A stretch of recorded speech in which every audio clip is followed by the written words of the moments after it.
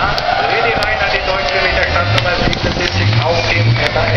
Glückwunsch an den Sommerfilm auf der zweiten